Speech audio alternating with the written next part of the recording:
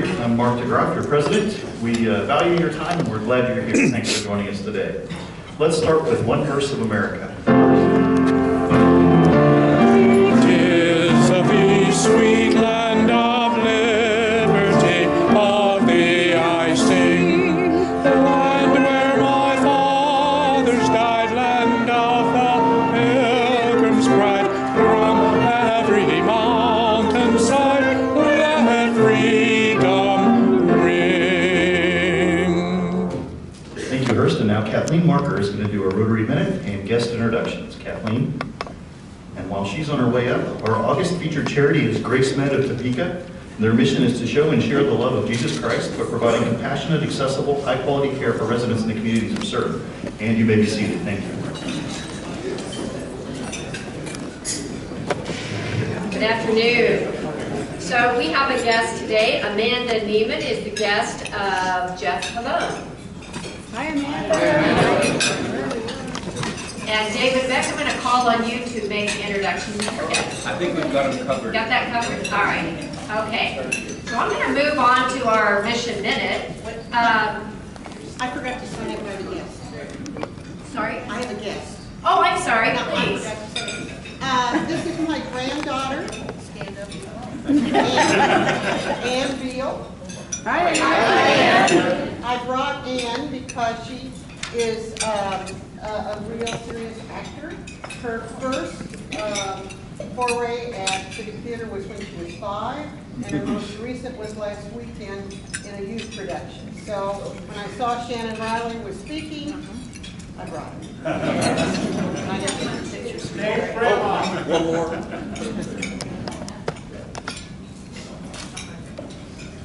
This is my daughter, Shannon Riley. She's friends with Diane, and she wanted to come. Supporting Diane in her trip. Okay, on to our mission minute. So I want to take this mission minute to talk about the fight to cure violence. You heard me right, the fight to cure violence. So when I was perusing the August edition of the Rotarian conversation piece, you know, that back and forth part that's in there, it really caught my attention. And so Gary Slutkin, an epidemiologist who helped stem the spread of cholera and AIDS in Africa through the World Health Organization, has developed a new and successful strategy to stop the contagion of violence. So today, Dr. Slutkin is a professor of public health at the University of Illinois in Chicago. And he says, looking at violence, we can see through maps and charts and graphs that it behaves like a lot of other epidemic issues. His insight was that, like other contagions, violence tends to cluster, and that the greatest predictor of violence was a preceding act of violence. He insists that if violence is predictable, it can be interrupted. He developed the Cure Violence model. When this program is implemented, and this is where it really got my attention, it typically reduces violence from 41 to 73%. That is significant. I encourage you all to read that conversation in the August edition of the Rotarian to learn how Rotarians can lend a hand in the fight to cure violence through this incredible model. And he does explain his model very well. So that's the mission minute.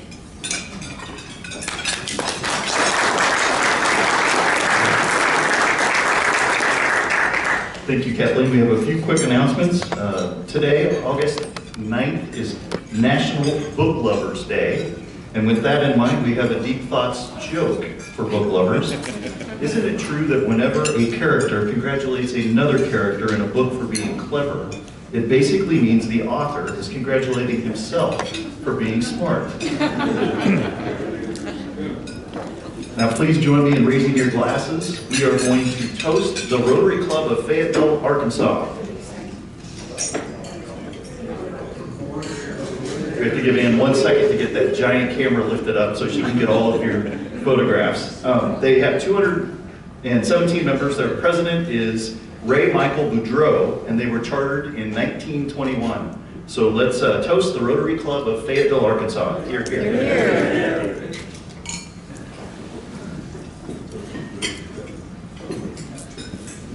Next, we have Todd Payne coming up to introduce a few folks at our incoming Rotary Youth Exchange students.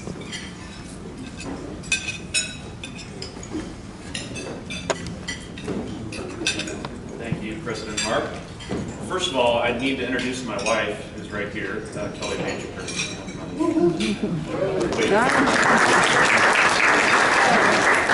And also, I'd like to ask all of you to help me give a warm Rotary welcome to our inbound Rotary Youth Exchange student this year from Austria, Sophie Tupler.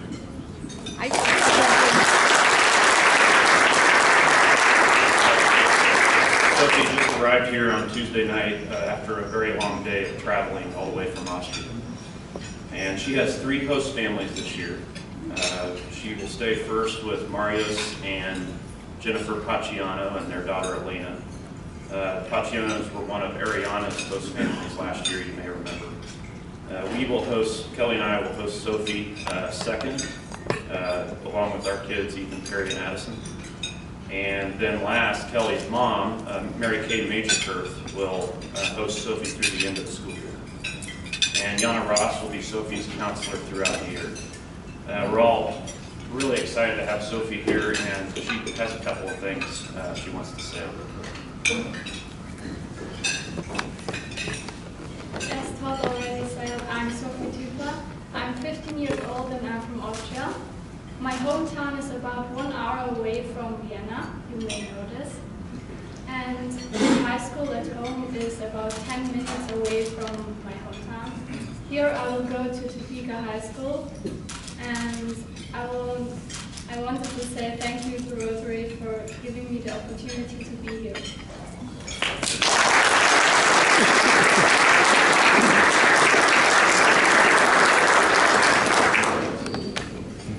Thank you, Sophie. Welcome. She brought us a banner from her home club in Austria. And Amarachi is up next. She wants to share a few things about her trip and to present us with a banner from some of the clubs that she visited, right? All right, come on up.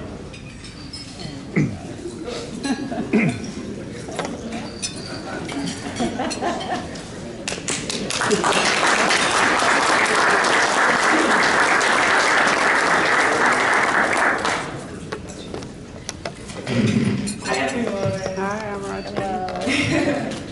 It's been a long time since I was here. First thing I want to say is thank you for sponsoring me to go to Japan. It was a really nice experience, and I will be looking forward to my senior year at Topeka High School. So I will see you there. Wish you the best of luck at Topeka High School. I guess I can do an introduction in Japanese if you want me to. 皆さんこんにちは。私の名前はアマチです。アメリカから来ました。17歳です。去年は、私なんか1年の留学生、一期ロッテリークラブと私の学校は一期商業高校ハイスクール。じゃあ皆さんよろしくお願いします。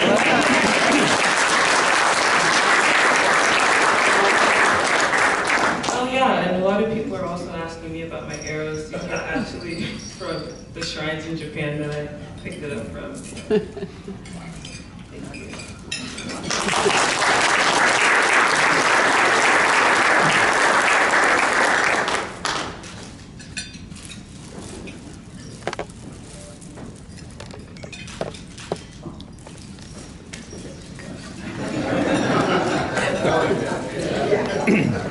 Thank you, Amarachi. I told David and Amarachi earlier that when I joked about being the primary Rotary archery target for this year, she made me pretty nervous when she showed up with those arrows.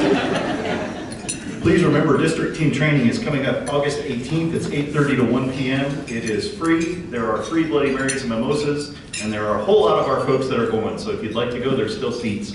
Again, it is free with free Bloody Marys and mimosas. Saturday, August 18th, 8:30 to 1 p.m. in Lawrence. We have a couple of red badges to present. Lois Dimmitt from the Dear Dimmitt family is a new member. She is Larry's wife and well known, and we're so proud to have both of them in the club. And Lois, if you'd come forward, we'd love to give you your red badge today. And Stephanie Gasson, who's Director of Sales from Osiris Hotel, is also a brand new member, and we'd like to give you your red badge as well today.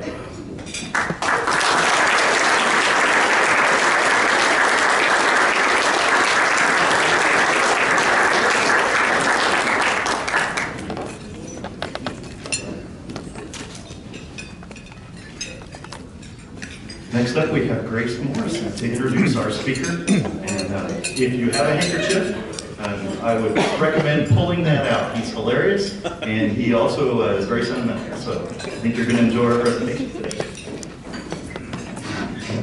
Now, I need to start with just a little bit of background information. Last week, the Civic Theater held auditions for Steel Magnolias, and I auditioned. And if I hadn't been cast in the show, this introduction would have been very awkward. And it might have included a little bit of alternative facts as well. Shannon Riley was born in a small town in Iowa called Algona. The town was famous for a 1980 tornado that caused $6 million in improvements. He is the 16th of 17 children, which explains why he eats so fast. Shannon attended Iowa State University and accidentally graduated with a BA in theater in 1987, and then, despite his very best efforts, he received his Master of Fine Arts in Theater Direction from the University of Missouri at Kansas City. After a short time in New York at the acting company, we don't know why it was so short, but we can imagine, Shannon was asked to guest direct Wait Until Dark at Topeka Civic Theater in 1990. Surprisingly, he was invited back in 1991 to guest direct The Night Hank Williams Died. And even more surprising is that Shannon was asked to join the staff at TCT in 1992 as Associate Artistic Director. Then in 1993, with very careful plotting and poisoning, Shannon became Artistic Director of Topeka Civic Theater, where he remains today. He has directed over 189 productions in his career and credits his success to his pharmacist.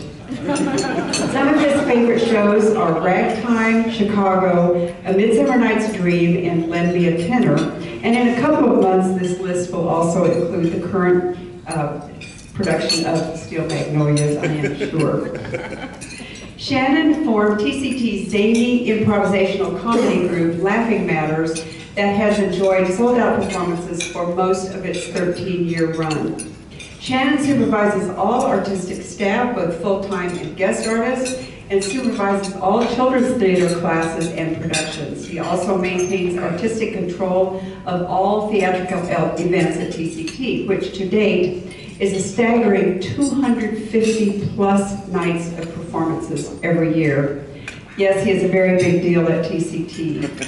And he easily outstrips the giant pink Energizer Bunny. Shannon's professional theater background includes work for the Missouri Rep Theater and the Unicorn Theater, both in Kansas City, as well as the Shakespeare Theater Festival of Dallas and the Acting Company of New York. He has taught at UMKC, Iowa State University, and Washburn University. Shannon is married to Alex, which confuses everyone, and has a boy named Finnegan and a girl named Beatrice, and he says that they are worth their weight in gold. It gives me great pleasure to introduce to you Shannon Riley.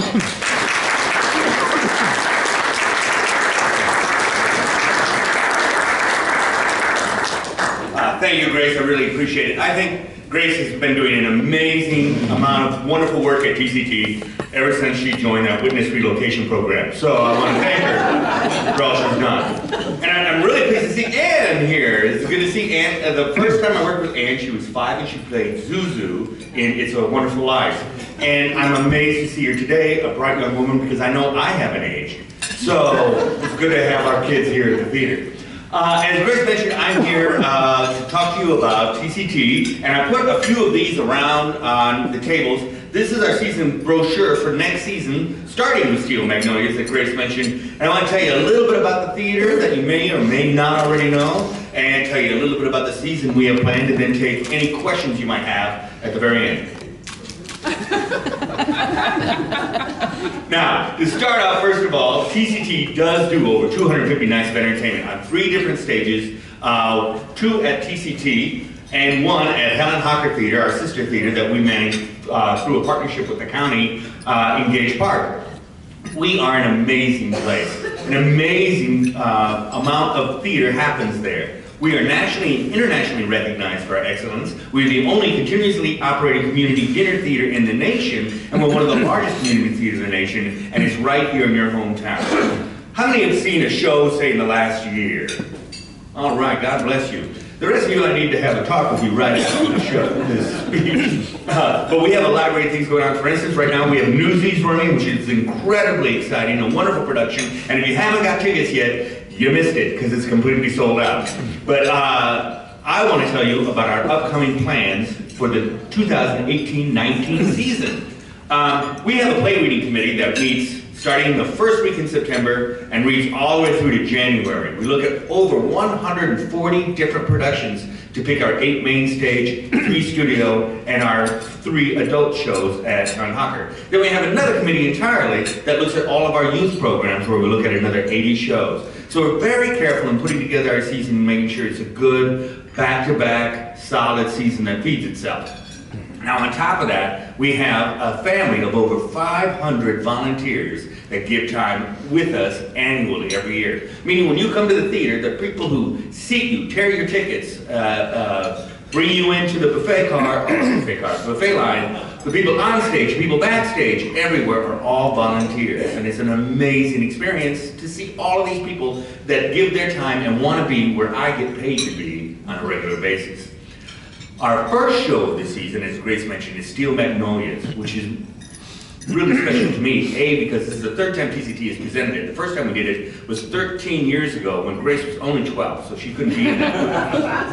But she's now in ours this year. And it is the 30th, or about to be the 30th anniversary of when the film came out. So we're really excited for this year to be starting with such a powerful, wonderful story like Steel Magnolias. We're going to follow that up with a classic drama, and I've got my notes here because there's too many shows for my little brain to remember. But we're going to follow that up with a show called Witness for the Prosecution, which features Agatha Christie novel that she herself adapted for the stage. It is amazing. What I really love about Agatha Christie is that all of her mysteries draw you in, keep you suspended, and you have to really always be surprised at the very, very end because she was an amazing writer. We're going to follow Witness for the Prosecution up. We're one of the first community theaters in the nation to have been awarded the license to Elf the Musical. It's a great Christmas show. It is exciting. And what's really cool about TCT and its reputation is I didn't go looking for Elf. New York called me and said, we want you guys to do Elf, and we want you to be one of the first. So I said, we'll think about it. And then I grabbed it. So we're really excited to be doing that show. It's going to be perfect for the whole family for Christmas time. Then we're going to follow that up with a farce called Fox on the Fairway, which is about a golf competition at a country club where the second in command is threatened by his boss that if he doesn't win this competition, he's fired. And he injures himself on the second hole. And it's up to his beautiful girlfriend who's never played golf before to win. It's incredibly funny, a laugh every minute, and you're gonna love Fox on the Fairway. And then we follow that up with a musical that we promised last year until we got the chance to do Mamma Mia. So we postponed it for a year, and we're gonna be doing In the Heights, which was written by Lin-Manuel, who is the same person who wrote Hamilton, which is pretty successful across the nation. But we're very excited because this is his first musical, and it tells the story of a local bodega and the entire neighborhood and how all the interlives are connected in this New York neighborhood. Then we're going to follow that up with, and this surprises me, we've never done this show before, but we're going to do for our classic slot, The Diary of Anne Frank. We've never produced it, which really surprises me. Now on top of that, our classic show is a show that we offer to various schools. Schools come into the theater during the day and see matinee shows. They get bussed in. We had, last year for our show, we had over 400 kids who came in to see shows. And for a lot of them, it was their first time in a live theater. So we're really excited. We're going to be having 2 student matinees for Anne Frank as well. And a dynamite cast, I'm sure.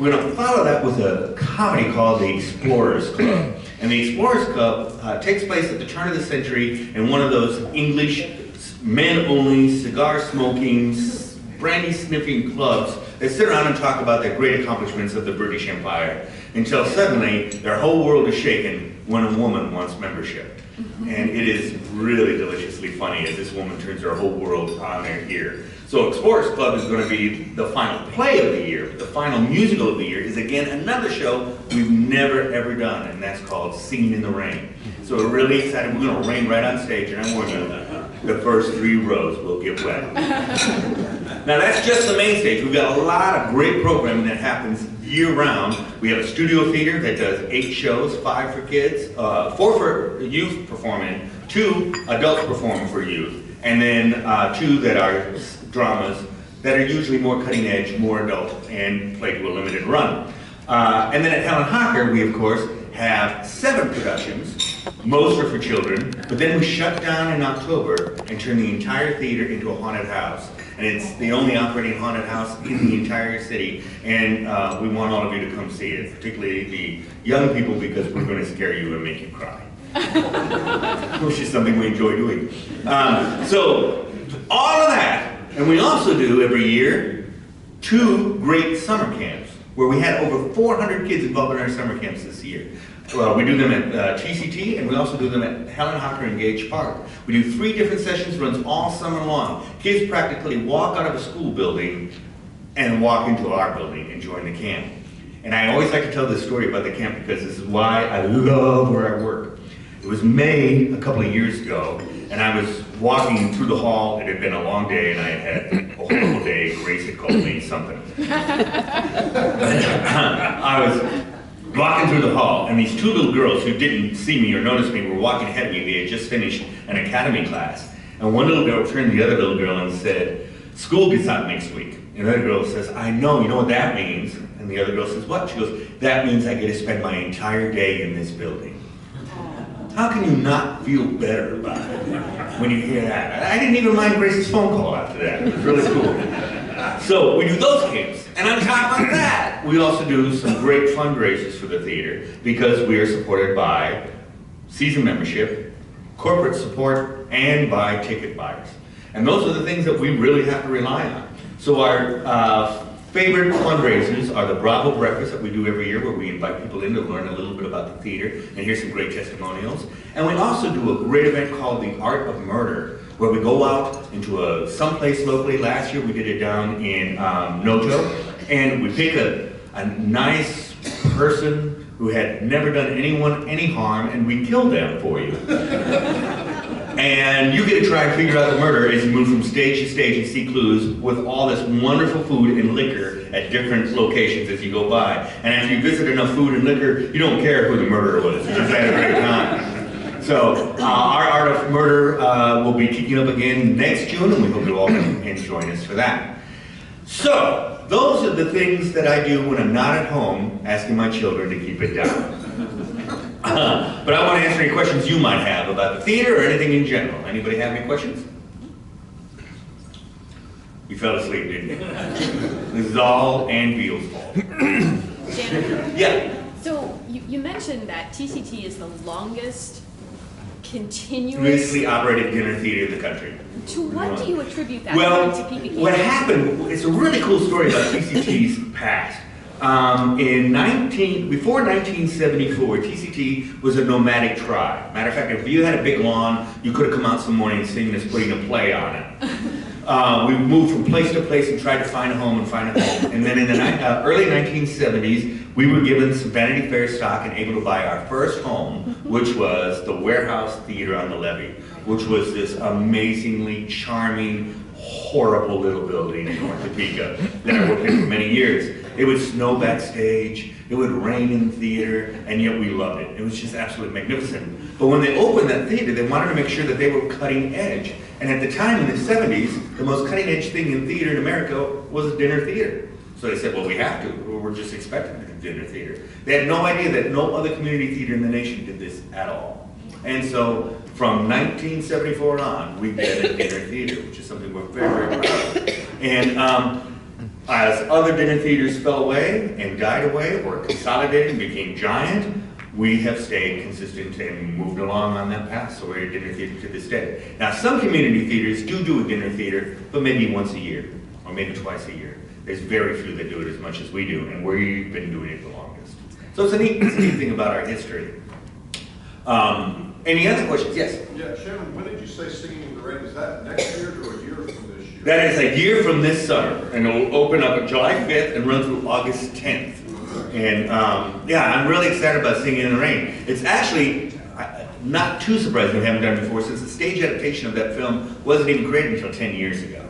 So, we're really excited that we're able to get a hold of it, and it's going to be a great summer for You're us. not kidding when the first 3 rows are going to get wet, right? I was kidding, yes.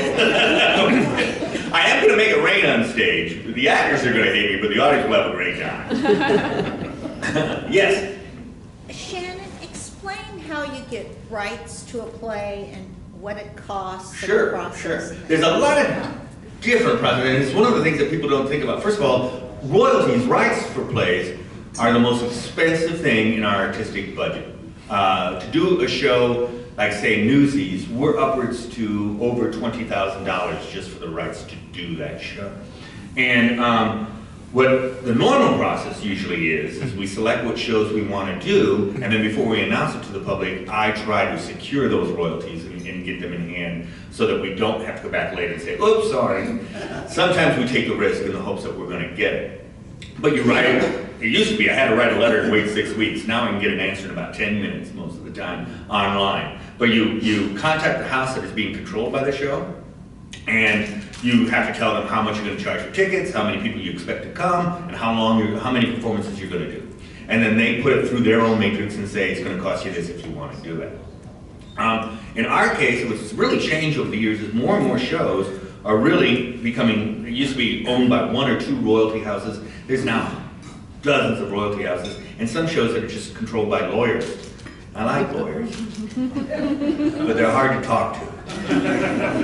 Very hard to talk to when you're talking about the arts.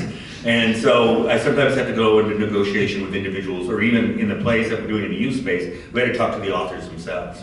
But then we secure that show, and then once we have that, then we put together our season. And one of the things that Play Reading Committee works very hard to do as we read all these plays is we try to make sure it's a balance. It's not just a bunch of shows with the same, they don't all take place in New York. They're not all about this. They're not all featuring children. And so we try to make it very balanced. And when it's coming on the main stage, we also work very hard to make sure that it is family friendly, that it's something that everybody can go and see.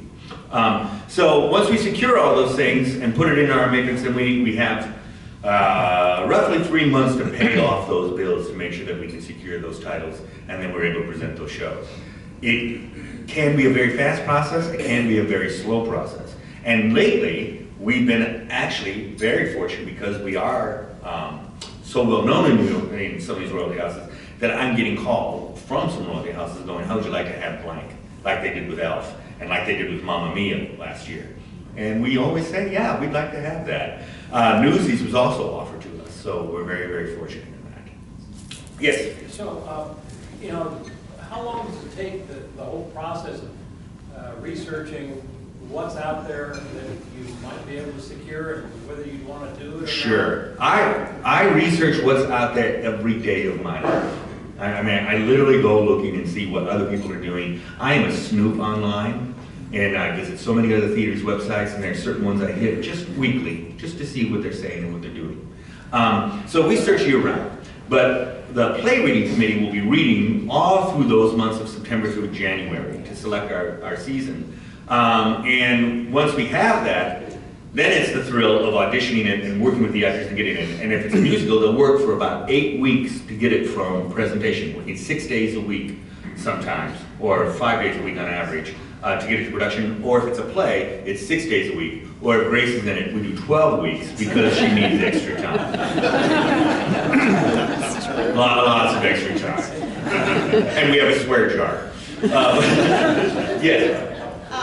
Jerry and I have gone to the last 2 murder. Yeah. They're beautifully acted. They're Thanks. so much fun.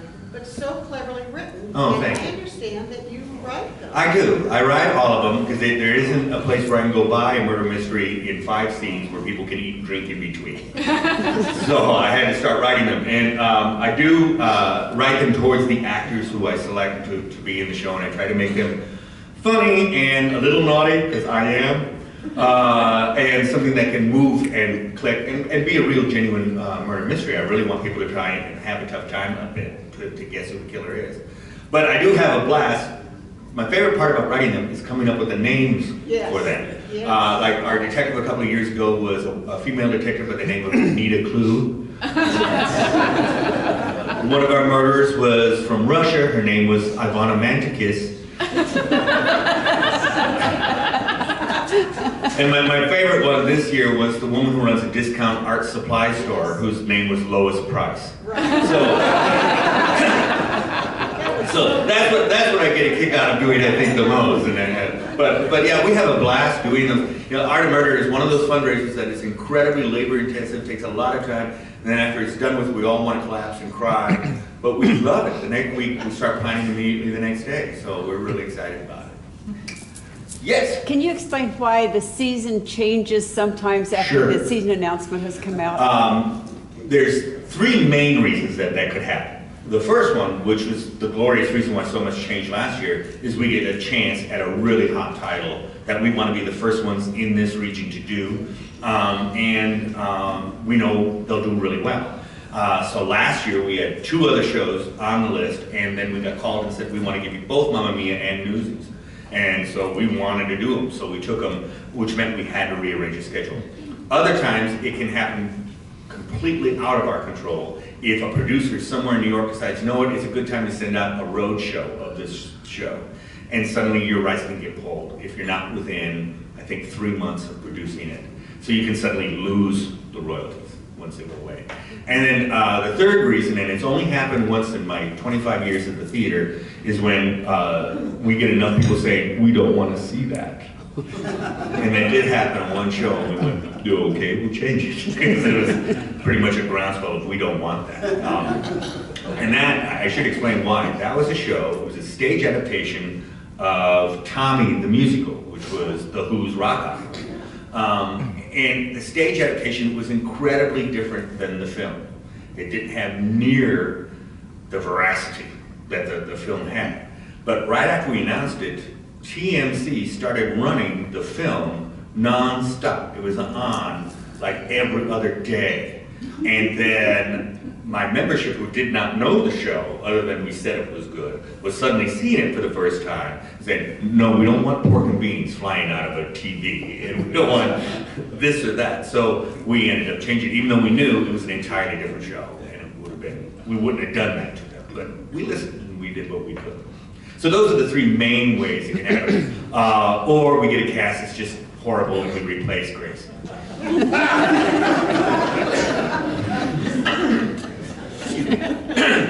Any other questions?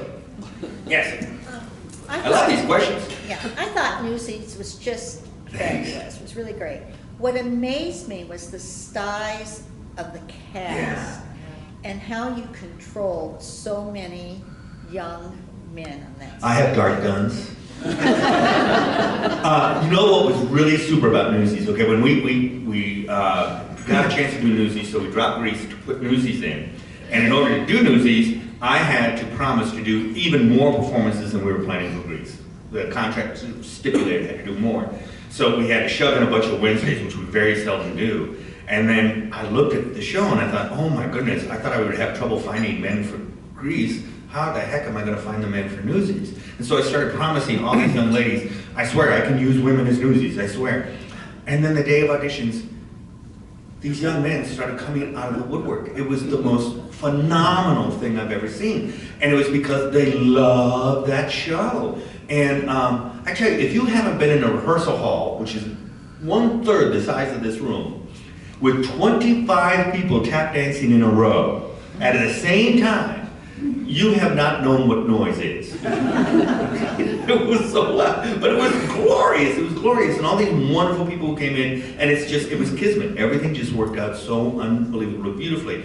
And you know, I work on a show for 8 weeks, see it through opening, and then I usually have to leave and start work on the next show. So mindset, I am done with the show that just opened. I've got to now focus on this other show. I keep sneaking in the back of Newsies just to watch it, because the hair on my arms will go up every time in certain numbers in that show. So it really, really is remarkable to me. Any other questions? Yes? I happen to know that when Shannon directs a show, he has the script in front of him with no notes on it. Can you explain to them how you can remember all of the things that you tell us to do without anything written down? Well, I go to most rehearsals a little intoxicated. No. When I was in graduate school, I was a very fastidious young man when it came to my staging. I would write everything down very, very tightly. And I remember, I always say staging, people know it as blocking. I never say blocking because I was in graduate school, they would say to me, football players block, directors stage. So I always say I was doing my staging. But I had everything notoriously put down. And when you're in graduate school, you have a faculty representative who is looking over your shoulder to make sure the show's going very well. And at the time, the artistic director of the Missouri Repertory Theater was a man by the name of George Keithley, who was a Tony Award-winning and Emmy Award-winning director, who was only vicariously connected with the training program. But for some reason, he was interested in what I was going to do with this project. So he muscled his way in and became my faculty advisor, which for me was a little bit like a Boy Scout showering with a Marine. I was terrified. But I was also flattered.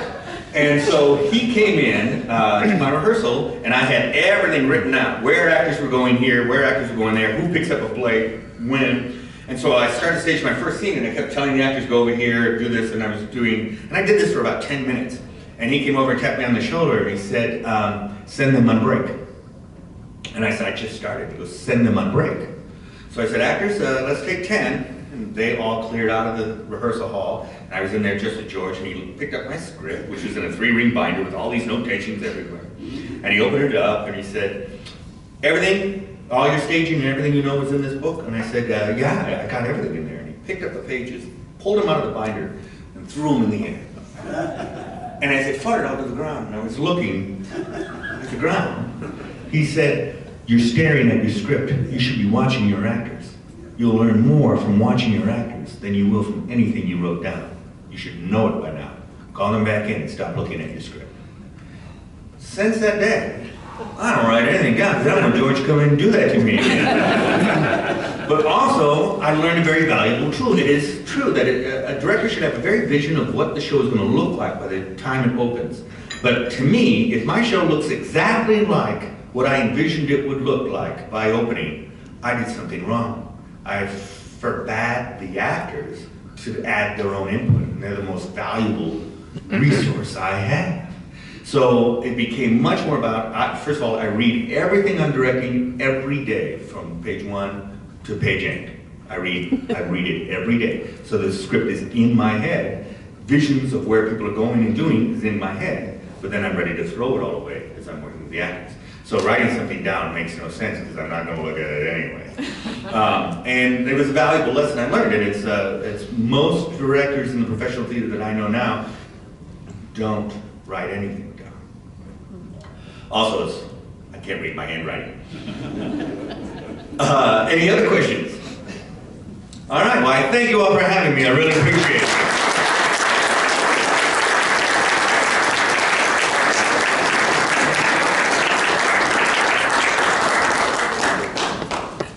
Speech number 2.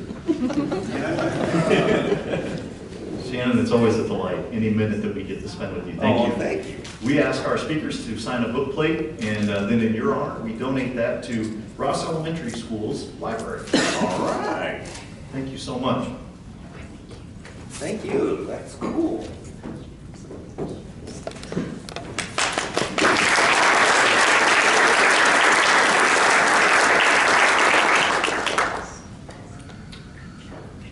Please remember to sign up for free teen training. Next week's meeting is back here at the Capitol Plaza in the Emerald Room. And our program is Jonna Vu. She's from the KCSL, the Kansas Children's Service League. With that, please stand up and recite the 4 and halfway. Things we think, say, or do, is it true? Is it fair to all concerned? Will it build goodwill, better friendships? Will it be beneficial to all concerned? And will it be fun? Happy birthday.